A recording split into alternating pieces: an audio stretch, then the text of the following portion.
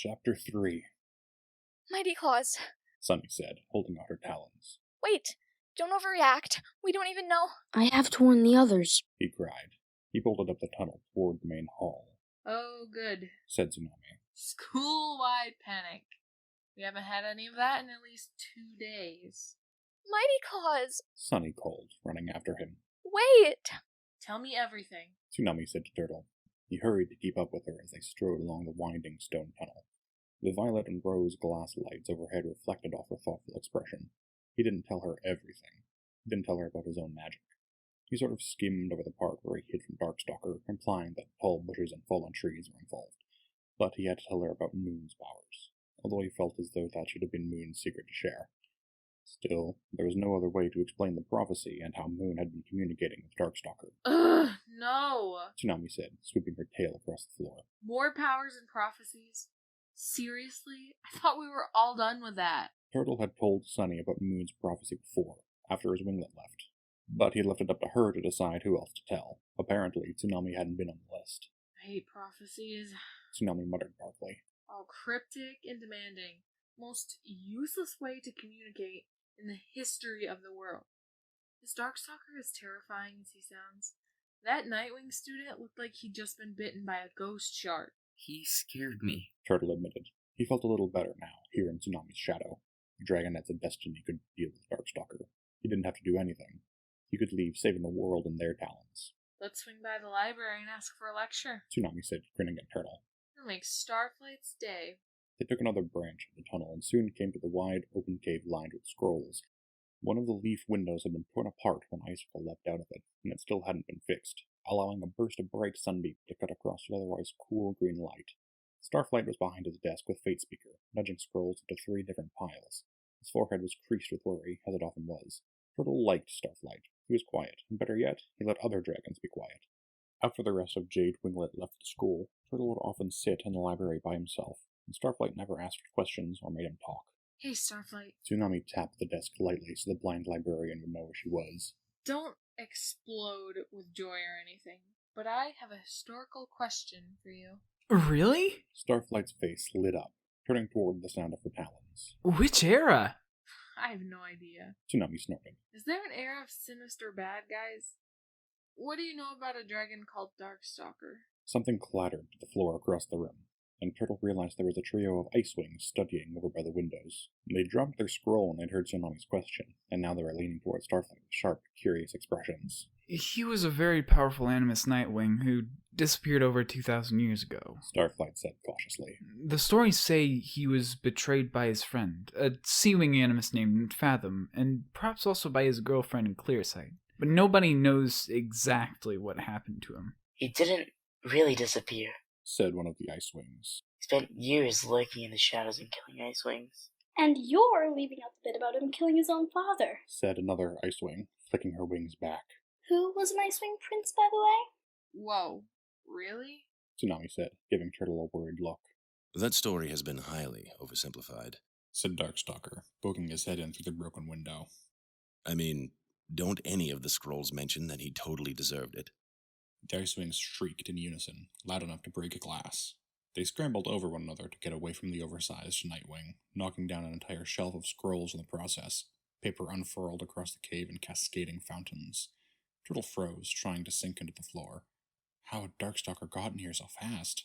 Was he already done hunting? Or were Turtle's friends? What's happening? Starflight cried. Who was that?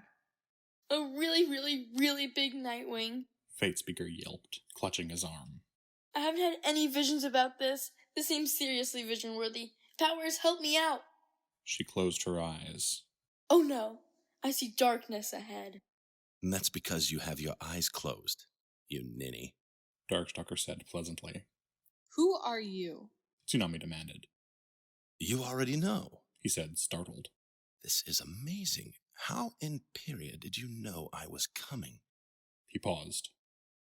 I can't even find the answer to that in your mind. What in the world? A fascinating mystery. Don't think about it too hard. Turtle prayed. Don't figure out there's a secret to uncover here. So you are Darkstalker. Tsunami lashed her tail. You'd better not hurt any of my students. What? Starflight sputtered. Darkstalker? How? Why would I hurt any of your students? Darkstalker protested. There's literally zero motivation for me to do that. Dragons today, so full of mistrust and hostility. Now in my time... No, wait. We were exactly the same. He poked at the ragged green edges of the leaf window pane. That's one of the many problems I was going to fix. It's the Darkstalker. Shouted one of the Icewings. Die, you monster! She leapt across the cave, blasting frost breath in Darkstalker's face, landed in a roll right in front of his snout, and slashed her serrated claws across his nose. All of which, of course, did nothing to him. The Icewing staggered back, shaking her arm, as if she just smashed it into a rock. Darkstalker gave her a bored look, and then reached one of his long talons through the window and casually pinned her to the floor. All right, He said. now I'm a little motivated to hurt somebody. Tsunami started toward him, and he chuckled. Oh, I won't. He said. I promise. No need to get all ferocious with me, Tsunami. But you might want to add a manners class to your curriculum. Or is it fine with you if your students attack innocent visitors? Let her go. Tsunami growled. Darkstalker lifted its claws, and the Icewing scrambled away. All three ice dragons bolted out of the cave as fast as they could run. I don't think I'll fit through the tunnels to get in here. Darkstalker said, regretfully, glancing around the library. But I love what you've done with the space, Starflight. Could you please bring any scrolls you have about Clearsight and meet me in the main entrance hall? Scrolls about Clearsight? Starflight echoed. You're, the dragon you... Yes, Said Darkstalker. the dragon I loved. Specifically about what happened to her after our unfortunate misunderstanding. But nobody knows. Starflight blurted. She disappeared at the same time you did. Maybe there's a clue somewhere. Darkstalker said. You're a terrific librarian. If anyone can find it, you can. His eyes narrowed. Perhaps it would also be useful to bring any scrolls about what happened to Fathom. Starflight stammered, moving his claws along the desk. Fatespeaker grabbed one of his talons and leaned into him. Thanks ever so much. Said Darkstalker. Now, if you'll excuse me, someone is trying to attack my tail.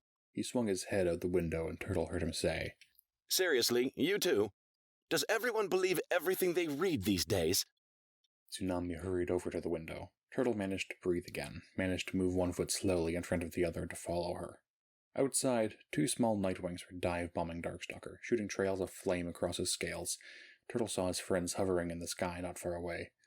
Moon was trying to call to the Nightwings, but they weren't listening to her. Darkstalker lifted off from the mountainside and turned in a large, slow circle, watching the Nightwings without fighting back. He looked faintly amused. Tiny dragons! He boomed. Listen, I'm impressed, but this really isn't necessary. We're not going to let you hurt our tribe. Shouted one of the dragonettes. It was hard to tell from a distance, but Turtle thought that was Mightyclaws. By the shining moons, I'm not planning to hurt the tribe, Said Darkstalker. It's my tribe too, isn't it? I'm a loyal Nightwing. Don't the stories ever mention that? Come on now, Nightwings are usually so clever. You must have noticed this isn't working. He caught Mightyclaws gently in his talons and set him on a ledge. The other Nightwing darted in and wrapped herself around Darkstalker's neck, trying to plunge her claws in between the scales of his underbelly. I don't mean the attack itself. Darkstalker went on, as if he barely noticed his new violent scarf. Although that's not working either. I mean the distraction. It's not actually possible to distract me because, guess what? Mind reading. Plus also visions of the future, but good try. He whipped around, dove toward the forest, and emerged a moment later with a third Nightwing dragonette struggling between his talons. No. Darkstalker shook his head at her. Listen, I understand. If I were you, I'd want to sneak off and warn the rest of the tribe too, but you know what they'll do then. I do. I saw it in a vision. They'll run away and try to hide from me again, without even giving me a chance to introduce myself. We know all about you. Mightyclaws yelled. We know you've been trying to break free for 2,000 years so you can get revenge on our tribe. That makes no sense. Darkstalker said, reasonably. I did just escape a 2,000-year trap. But the tribe didn't deceive me and stick me underground. That was 2 foolish dragons using magic. It was nothing to do with the other Nightwings. I adore my tribe. I'm wildly excited to rejoin you and let everyone see the real me. He set down the Nightwing next to Mightyclaws and unwrapped the other one from his neck, as though she were a harmless sloth. So we're not going to ruin the surprise, all right? We can all go together to tell the tribe I'm back. Trust me, it'll be great. Much less bloody and horrifying than what you all have in your minds. More feasting and rainbows. Hang on, where did that come from? Ah, I know. Darkstalker turned toward the landing area that led to the main school entrance. Clay and Sunny stood there, both of them breathing heavily, as though they'd been running. Feasting. Darkstalker said, pointing at Clay. And rainbows. He pointed at Sunny and grinned. Step away from my students. Sunny hissed. Sunny! Darkstalker cried with enormous delight. He swooped down to land facing her. You're so tiny for such a shaker of worlds. Don't you know who I am? I do. You're the Darkstalker, she said. It's just Darkstalker. He corrected her. Not sure where this "the" came from. That makes me sound like some kind of lurking kraken-type monster. Clay cleared his throat. Isn't that, kind of what you are? Not at all. Darkstalker said with a laugh. Sunny, get this. I'm your great, okay, I'm losing count, many great uncle. He bowed. Surprise! More funny-looking family for you. He spread his wings, and Turtle realized he had a line of silvery scales against the black, along the curve under his wings where they met his body. Those must be from his Icewing father. Sunny hesitated, glancing around at all the listening dragons lit by the pink-orange sunrise sky. The 3 Nightwings stood close together on the ledge where Darkstalker had put them, shivering but unharmed. Overhead, the sunlight glinted off the scales of Turtle's companions, Winter's bright white, Qibli's pale yellow, and Peril's fiery copper. Moon landed beside Sunny, and they brushed wings for a moment, each reassuring the other silently. Turtle wished he could read minds like Moon did. What did Sunny think of Darkstalker? She'd obviously prepared to defend their students from a monster, only to find a charming relative instead. Beside him, in the library window, Tsunami was lashing her tail as though she couldn't decide whether to go out and attack him or not. Uncle? Sunny asked Darkstalker. Really? Great Uncle Darkstalker. The huge Nightwing shook his head, chuckling. That sounds so weird, like I'm 1,000 years old. I mean, I know I'm technically ancient, but I sure don't feel that way. Did Whiteout end up marrying that glass-blowing dragon with the spectacles? I'll have to ask Starflight. I bet he knows. Sunny, you have my sister's eyes. Hers were bluer, of course, not so green, but the same shape. You would have loved her. How can you say that? Sunny asked. You don't know me. Of course I do, said Darkstalker. I can read your mind and see your futures, remember? I woke up several months ago to find myself under a mountain and 20 centuries older than I was when my friends betrayed me. Since then I've had nothing to do except read all your minds and dream of freedom. All our minds? Clay asked. That's kind of nosy, isn't it? Literally nothing else to do, Darkstalker said apologetically. But don't worry, Clay. Your thoughts are all very sweet, especially when it comes to certain dragons. He winked, and Clay managed to look embarrassed, alarmed, and confused all at the same time. But wait, what makes you think we're related? Sunny asked. Your father's a Nightwing animus, Darkstalker pointed out. So he must be descended from me or Whiteout, and I know I didn't have any dragonets, although I was supposed to. He caught a fragment of cloud between his talons and watched it fade into empty air. So, your sister, Whiteout, was my great-something-great's grandmother? Sunny asked. She must have been, Darkstalker said, shaking himself. But there's so much I don't know. All my friends and family are gone, Sunny. I miss them, and I have no idea what happened to them. So I've asked Starflight to find some scrolls for me. Just to fill in the gaps and answer my questions. I hope that's all right. He smiled, but his eyes were sad. Turtle glanced over his shoulder, Starflight was hurrying around the library, pulling out scrolls and putting them back, checking their titles with his claws. He kept slipping on the loose scrolls and catching himself.